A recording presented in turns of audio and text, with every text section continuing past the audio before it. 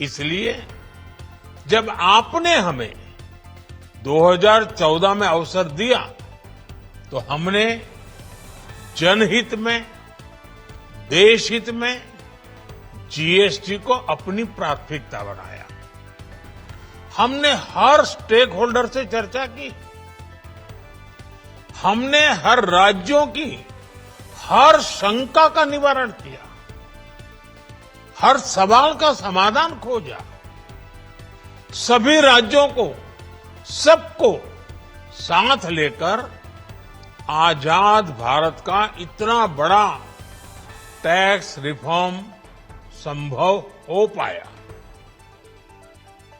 ये केंद्र और राज्यों के प्रयासों का नतीजा था कि देश दर्जनों टैक्सों के जाल से मुक्त हुआ और पूरे देश के लिए एक जैसी व्यवस्था बनी। वन नेशन, वन टैक्स का सपना साकार हुआ। साथियों, रिफॉर्म एक अनवरत चलने वाली प्रक्रिया होती है।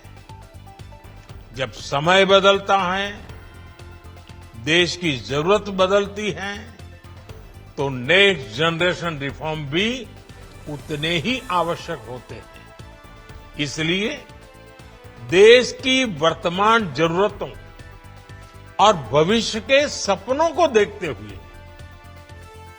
जीएसटी के ये नए रिफॉर्म्स लागू हो रहे हैं। नए स्वरूप में मुख्य रूप से अब सिर्फ 5% और 18% के ही टैक्स स्लैब रहेंगे। इसका मतलब है रोजमर्रा के इस्तेमाल की ज्यादातर चीजें और सस्ती हो जाएगी।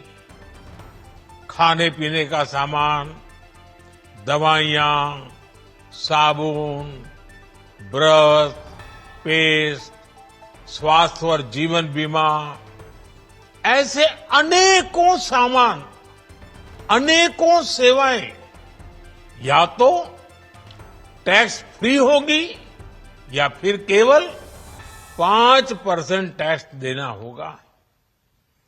जिन सामानों पर पहले 12% टैक्स लगा करता था, उसमें से 99% यानी करीब करीब 100 के निकट 99% चीजें अब 5% टैक्स के दायरे में आ गई है।